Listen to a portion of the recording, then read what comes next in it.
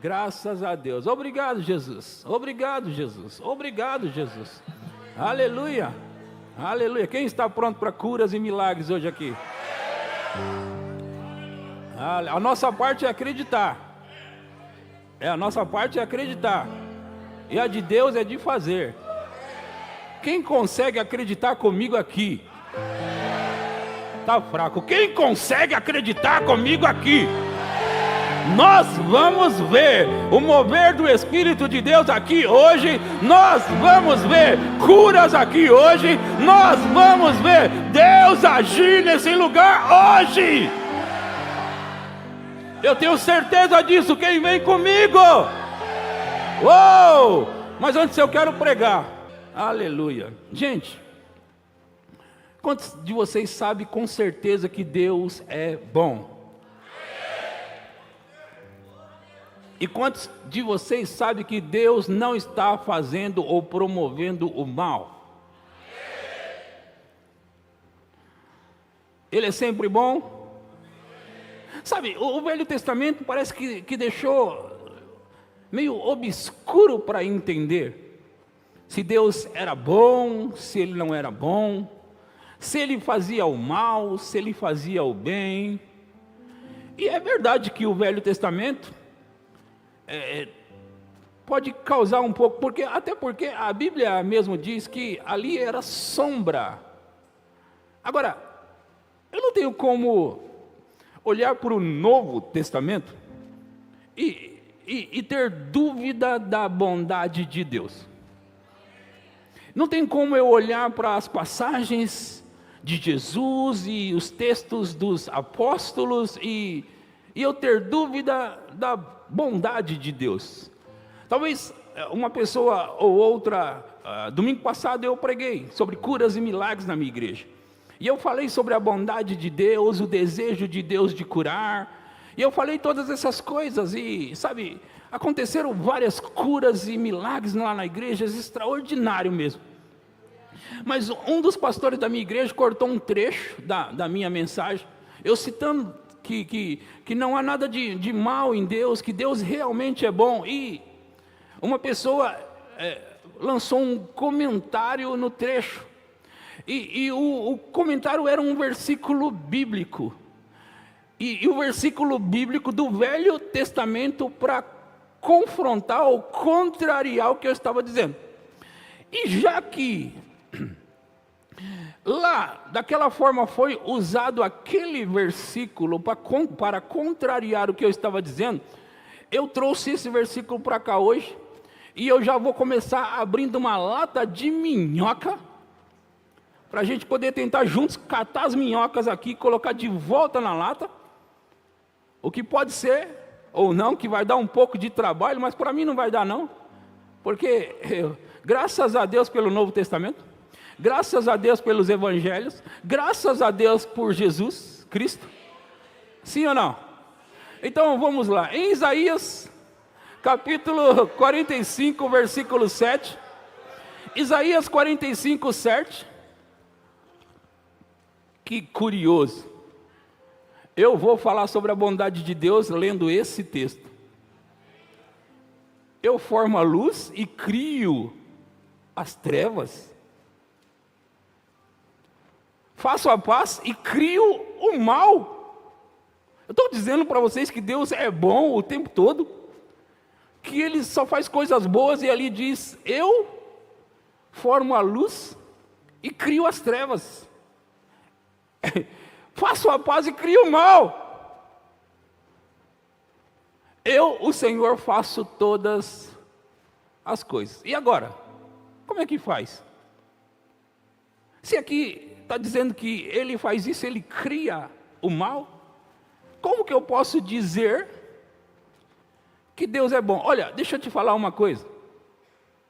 Você sabe que a Bíblia não se contradiz, não é verdade? Sim ou não? Não se contradiz. Mas em Tiago capítulo 1, versículo 17, eu abri a lata de minhoca. Deixo você pensar, e talvez você esteja olhando ali, pastor, não tem como contestar isso não. Tá bom, tá bom. Só que eu vou apresentar um outro versículo que contraria esse, e não tem como contestar também. E aí nós vamos ter que fazer uma decisão. E aí eu vou trabalhar com você aqui a partir disso. Toda boa dádiva e todo dom perfeito são lá do alto, descendo do Pai das luzes, em quem não pode existir mudança e nem sombra de variação, ou não pode existir variação ou sombra de mudança. Aqui diz que toda boa dádiva e todo dom perfeito vem descendo do alto, do Pai das luzes, em quem não há mudança e nem sombra de variação. E antes de voltar para Isaías 45:7, eu quero ir em João 10:10. E João 10:10 diz assim, João 10:10, o ladrão vem somente para roubar, matar e destruir. Esse é o trabalho do ladrão, roubar, matar e destruir. Quantos de vocês sabem que Jesus está usando uma figura de linguagem usando no caso um ladrão? Porém, quantos de vocês sabem que na verdade ele está se referindo ao diabo e os seus demônios? Quantos sabem? Ele está dizendo o ladrão. Alguém disse, não pastor, ele não está falando do diabo, ele está falando do ladrão. Na verdade, eu vou explicar melhor. É uma figura de linguagem, e nós fazemos isso. Nós usamos figura de linguagem para tentar determinar algo, e quando ele fala isso aqui, o ladrão, e ele se coloca, eu vim para, ele está dizendo assim, esse meu opositor veio para fazer isso, e eu o contrário dele. Então, é uma figura de linguagem usando o ladrão, porque nós sabemos, naquela época existia ladrão como existe hoje, nós sabemos que ladrão vem para quê?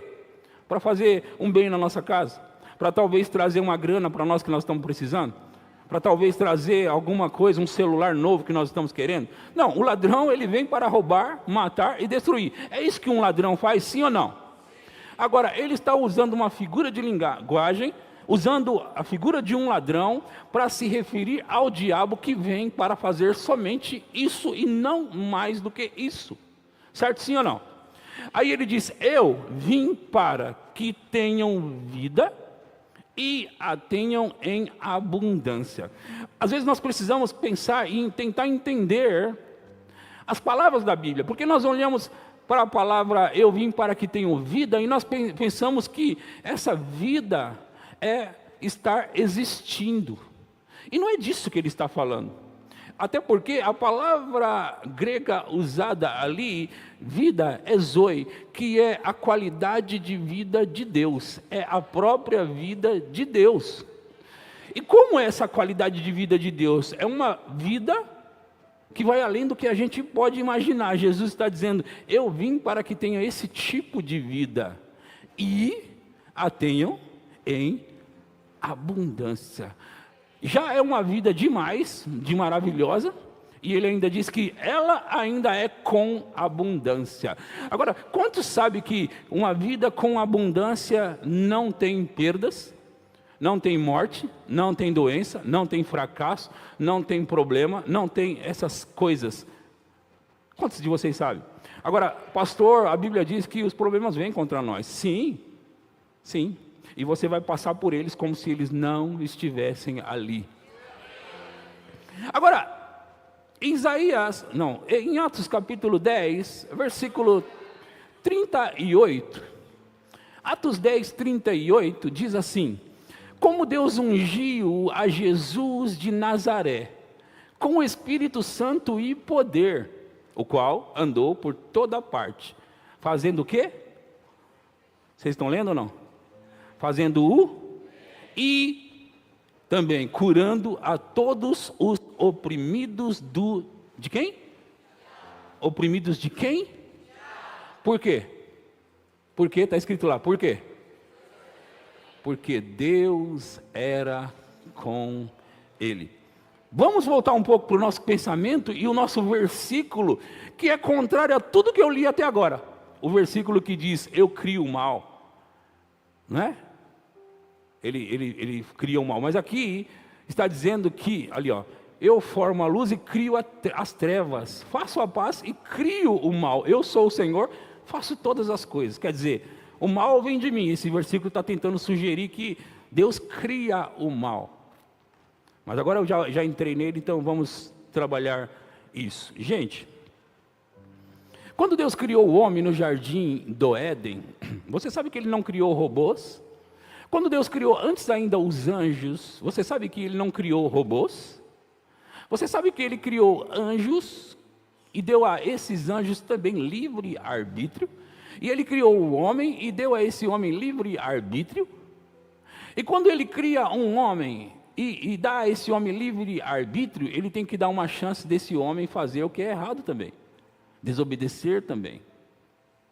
Então, na verdade, Deus, Ele não criou o mal. O que Deus criou foi a possibilidade da existência do mal. Só que os termos que eles usavam, eles não sabiam definir o que estavam usando, eles tinham que colocar como se fosse um termo, em vez de um termo permissivo, eles colocaram como um termo causativo. Em vez de ser um Deus que permite, eles colocaram como um Deus que causa. E o termo deveria ser permissivo e não causativo, mas aqui está escrito como um termo causativo, que Deus causa.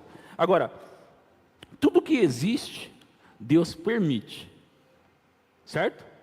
Porque não tem como, Ele é Deus, sim ou não? Então tudo que existe, Ele permite. E se existe o mal, logo Ele permitiu, sim ou não?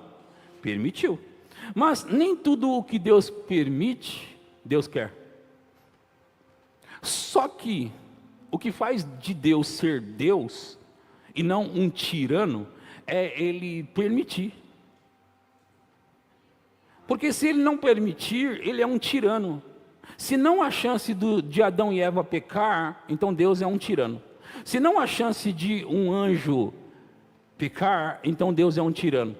Se Ele não der uma chance para esses seres criados por Ele ter livre escolha, então Ele é um tirano. Só que Deus não é um tirano. E aí, o fato do Novo Testamento, isso que eu estou dizendo para você, talvez alguém vai se levantar e contestar aqui, o outro vai dizer, eu penso diferente ali, mas não tem como você olhar isso e olhar os versículos que até agora eu li, por enquanto até eu li para você, que contraria tudo isso, e você não parar e pensar e usar pelo menos a sua inteligência para pensar que o Novo Testamento expressa a vontade de Deus. E Jesus Cristo é a vontade de Deus expressa. Jesus é a vontade de Deus expressa. E aí, Atos 10:38 diz que como Deus ungiu a Jesus de Nazaré com o Espírito Santo e com o poder, o qual andou por toda parte fazendo o quê? O bem. Quer dizer, Deus ungiu Jesus de Nazaré com o Espírito Santo e poder, o qual andou por toda parte fazendo o bem e curando a todos os oprimidos de quem? Do diabo. Os oprimidos eram do diabo. Se Jesus veio ungido por Deus e pelo Espírito Santo para fazer o bem, logo alguém estava fazendo o mal. E se alguém estava fazendo o mal, ele veio para fazer o bem contrário ao mal. E também que era mal, ele curou todos os oprimidos do diabo, porque Deus era com ele. Agora, não tem como, Deus não é bipolar, não é doido, ok? Para ele ser alguém que cria mal e cria o bem, faz isso, faz aquilo, Deus é bagunçado. E aí ele manda Jesus, vai lá na terra lá para curar e libertar as pessoas do mal que o diabo fez. Não foi o diabo não, foi o Senhor. Como assim eu? Porque está escrito que foi o Senhor. Não, nós precisamos realmente entender o que está sendo dito. E entender os termos e perceber que no Novo Testamento a coisa é muito clara, não deixa dúvida. Toda boa dádiva, todo dom perfeito, vem descendo lá do alto, do Pai das luzes, em quem não há mudança e nem sombra de variação. Aí, para ficar melhor, nós precisamos ver Jesus em ação. E Jesus disse, eu não vim fazer a minha vontade, mas a vontade daquele que me enviou. Aquele que nós pensávamos que ele não era tão bom assim, que ora ele faz o bem, ora ele faz o mal, ele mandou Jesus e Jesus veio para fazer a vontade dele. Agora, quando Jesus estava fazendo a vontade dele, nós precisamos observar com inteligência o que ele estava fazendo, para saber e determinar qual é a vontade de Deus. Vocês estão comigo? Está indo tudo bem até aqui? Ok. Aí nós temos aqui uma passagem em Lucas capítulo 13, a partir do versículo 10. Vamos olhar. Lucas 13, 10 diz assim: ora, ensinava Jesus no sábado numa das sinagogas. Próximo. E veio ali uma mulher possessa de um espírito de enfermidade. Existem espíritos de enfermidades, ok? É bom sabermos. Havia já 18 anos, andava ela encurvada, sem de modo algum poder endireitar-se. Já fazia 18 anos que ela estava assim. E de modo nenhum ela podia endireitar-se. Próximo. Vendo-a Jesus, chamou-a e disse-lhe: mulher, estás livre da tua enfermidade. Ela estava assim há 18 anos, e Jesus a viu agora. E ele diz: mulher, está livre da tua enfermidade. Próximo. E impondo-lhe as mãos, ela imediatamente se endireitou e dava glória a... A glória vai para aquele que fez. Deus fez, e ele recebe a glória. Próximo. O chefe da sinagoga, olha a religião agora. Sabe que a religião é inimiga de Deus, sim ou não? É inimiga. Indignado de ver que Jesus curava no sábado, disse à multidão: 6 dias há em que se deve trabalhar. Vinde, pois, nesses dias para serdes curados e não no sábado. O cara não tem sensibilidade nenhuma. Uma mulher há 18 anos sofrendo horrivelmente. 18 anos. E o cara não tem sensibilidade. Está preocupado com o sábado. E Jesus chama ele e aos outros de hipócrita. Próximo. Disse-lhes, porém, o Senhor: hipócritas, cada um de vós não desprende da manjedoura no sábado o seu boi ou o seu jumento para levar-o a beber? Em outras palavras, vocês não trabalham de sábado para levar o jumento a beber? Seus hipócritas. Próximo. Por que motivo não se devia livrar deste cativeiro em dia de sábado desta filha de Abraão? Isso é muito significativo. Filha de Abraão.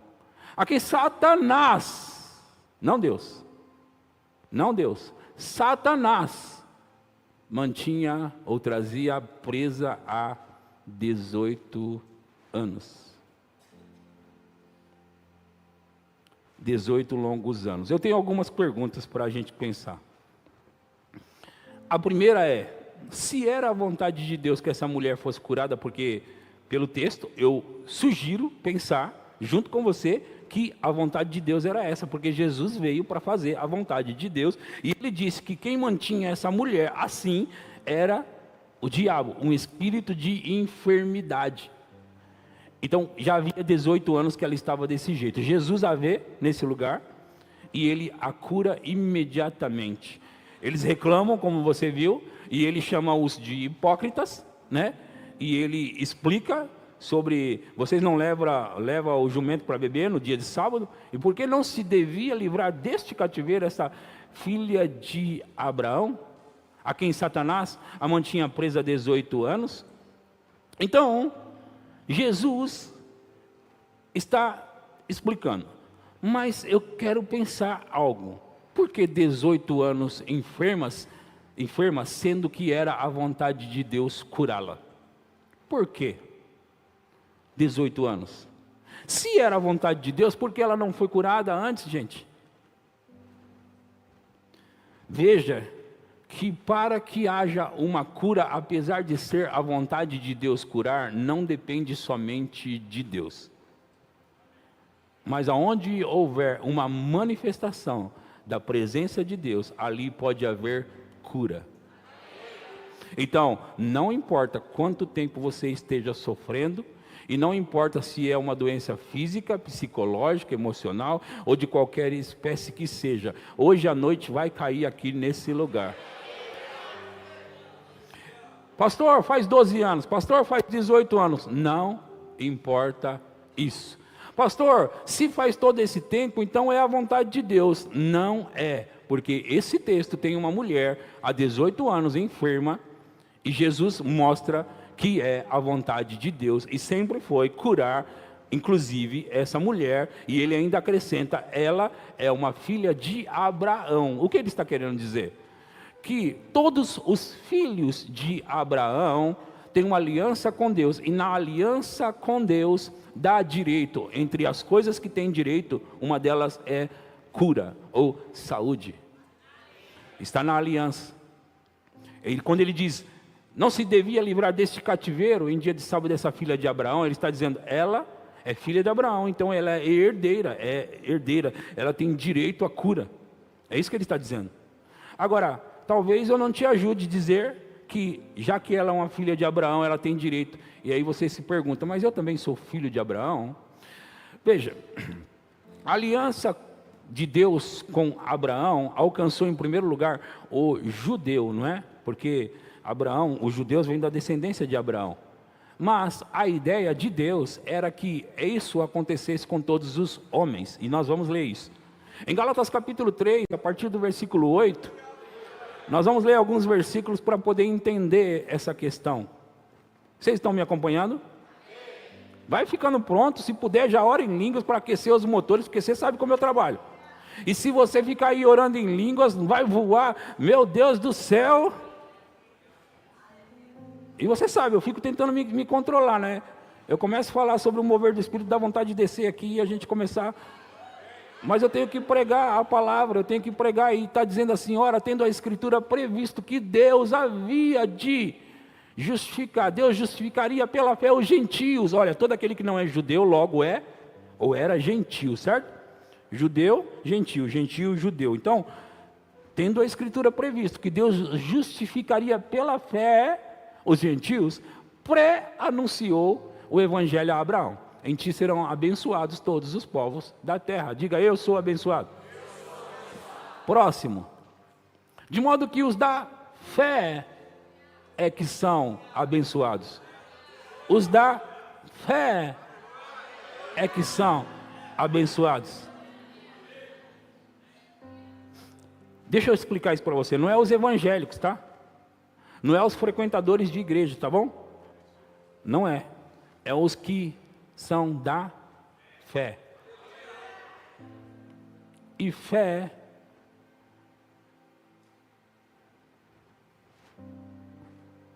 ela precisa ser vista, demonstrada.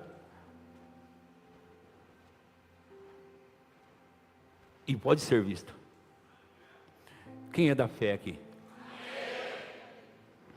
De modo que os da fé é que são abençoados com o crente Abraão. Próximo. Todos quantos, pois, são das obras da lei, estão debaixo de maldição, porque está escrito, maldito todo aquele que não permanece em todas as coisas escritas no livro da lei, para praticá-las. Próximo. E é evidente que, pela lei, ninguém é justificado diante de Deus, porque o justo viverá da... O justo viverá da... Sabe o que quer dizer? E deixa eu já explicar. Fazer as coisas certas, praticar as coisas certas, é obrigação de um cristão nascido de novo, certo, gente? Mas você sabe que não é isso que vai trazer para você as bênçãos de Deus? O que vai determinar se você vai andar ou não nas bênçãos de Deus não é se você se comporta direito. Doa a quem doer, não é. E está diante dos nossos olhos, na nossa cara o texto. O que vai determinar se você vai andar ou não nas bênçãos de Deus é se você caminha pela.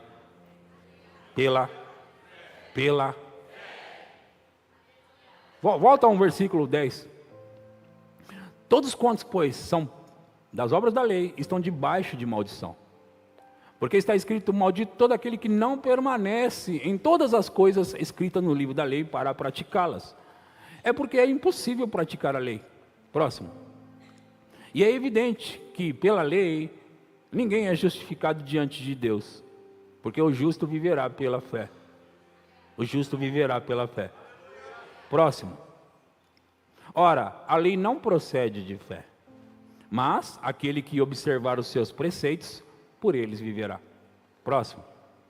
Cristo nos resgatou da maldição da lei, fazendo-se ele próprio maldição em nosso lugar, porque está escrito, é maldito todo aquele que for pendurado em madeiro. Próximo. Para que a bênção de Abraão chegasse aos gentios,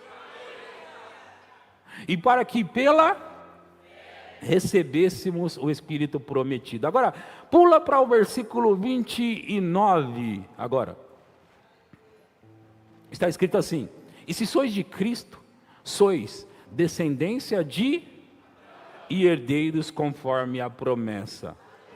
Você se encaixa, você se qualifica naquele lugar quando Jesus estava dizendo: não se devia livrar deste cativeiro em dia de sábado, esta filha de Abraão, a qual Satanás a mantinha presa há 18 anos?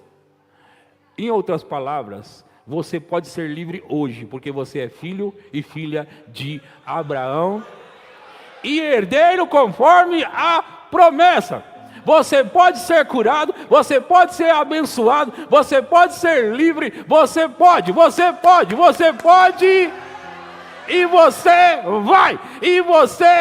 vai, eu disse. Mais uma olhadela nas passagens de Jesus, bem rápido agora, porque nós já vamos partir para cima. Agora, nós vamos. Em Mateus capítulo 8, versículo 1, diz assim. Mateus 8:1 diz: ora, descendo ele do monte, grandes multidões o seguiam. Próximo. E eis que um leproso, tendo se aproximado, adorou-o, dizendo: Senhor, se quiseres, podes purificar-me. Próximo. E Jesus, estendendo a mão, tocou-lhe, dizendo: quero. Fica limpo. E imediatamente ele ficou limpo da sua lepra. Veja, o problema da humanidade, e de muitos crentes também, não é saber se Deus é capaz de curar, se Ele pode curar. O problema da humanidade e de muitos cristãos é saber se Deus quer curar, porque poder para fazer isso Ele tem. A questão que as pessoas têm é saber se Ele quer. E o leproso tinha essa dúvida, então ele disse: Senhor, se o Senhor quiser, o Senhor pode me purificar. Ele disse: eu quero. Para que ele veio? Para desfazer as obras do? Eu quero. Seja limpo. Veja que ele não pergunta: ei, está indo para a igreja? Ei, você tem se comportado direito? Ei, você... Não, ele não pergunta, ele diz: eu quero. E por que ele não pergunta? Mas às vezes a gente pergunta, né? A gente fala: não vou orar não, você não está nem indo para a igreja. O versículo 5 diz assim, tendo Jesus entrado em Cafarnaum, apresentou-se-lhe um centurião implorando. Próximo. Senhor, o meu criado jaz em casa de cama, paralítico, sofrendo horrivelmente. Jesus lhe disse: eu irei curá-lo. Calma, Jesus, calma. Você vê que a vontade dele é tão grande de curar, que o cara está terminando de falar a frase, ele já diz: eu vou lá curar. Aí o homem tenta parar: não, Jesus, calma, deixa eu explicar. Aí ele fala, próximo. Mas o centurião respondeu: Senhor, não sou digno de que entres na minha casa. E aí ele começa a explicar isso e aquilo. Veja, gente, deixa eu falar algumas coisas. Nenhum testemunho negativo e até mesmo um testemunho positivo não determina se a Bíblia é verdade ou não. O que a Bíblia diz é a verdade e ponto final. Pastor, mas fulano morreu doente. Pastor, deixa eu te falar uma coisa bem clara. A minha mãe, ela morreu há cerca de 20 anos com câncer. Eu nunca deixei de acreditar na palavra de Deus, que é a verdade, porque minha mãe morreu com câncer. A palavra não deixa de ser a verdade porque minha mãe morreu com câncer. A palavra é a verdade e funciona. E deixa eu te dizer mais.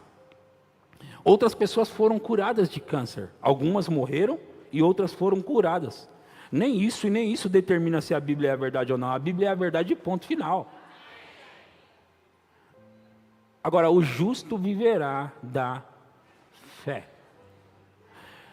E fé está baseado no que você consegue crer. Você tem conhecimento da palavra, e se você puder crer na palavra, fé chega no seu coração. Sabe por que eu dei toda essa volta? Para gerar fé no seu coração para o que vai acontecer agora. E eu quero já te dizer, nenhum fracasso pode ser tão forte, soprado na sua cabeça, ao ponto de roubar de você a fé da palavra que está sendo pregada. Pastor, não deu certo para aquela pessoa, ela parecia tão crente, tão santarrã. Não quer dizer nada, a palavra é a verdade. Eu disse que a palavra é a verdade. Eu já vi pessoas serem curadas de câncer, várias pessoas. Eu já vi aleijados andarem. Eu já vi muitas e muitas curas. E se eu não tivesse visto nenhuma, a palavra ainda era verdade. E hoje eu vou ver mais curas aqui. Só que às vezes acontece de pessoas não serem curadas. Isso invalida a palavra de Deus? Não pode invalidar a palavra de Deus. Vocês estão comigo? Ficou claro para você que Deus não faz o mal? Que o Novo Testamento, e Jesus especialmente, mostra a vontade de Deus, sim ou não? Jesus é a vontade de Deus expressa.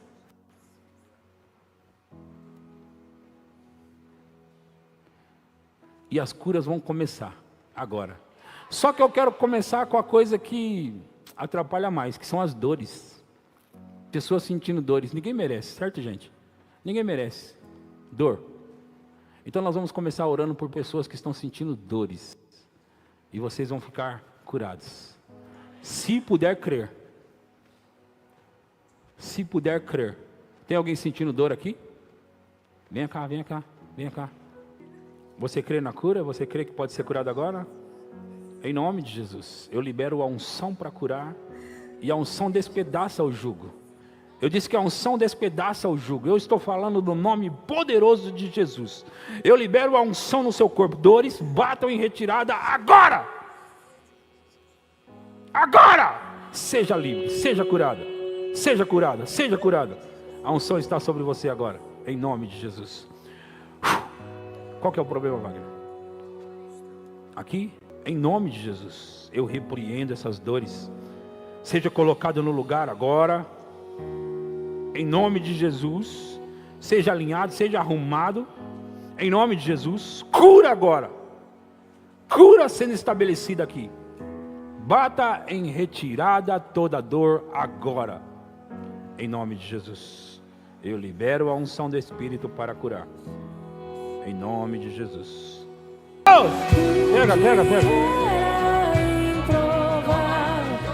Pega. Pega. Pega. Pega. Pega, pega, pega. Pega, pega, pega. Tudo, tudo, tudo, tudo, tudo. Tudo, tudo. Tudo, tudo. Jugos são destruídos. Jugos são destruídos por causa da unção. Pega tudo.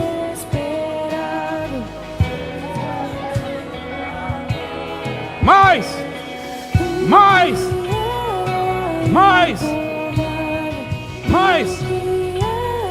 Pega, pega, pega. Pega, pega. Mais! Mais! Jugos são destruídos por causa da unção. Jugos são destruídos por causa da unção. Por causa da unção. Por causa da unção. Por causa da unção. Por causa da unção. Mais. Mais, mais. Sejam livres. Livres.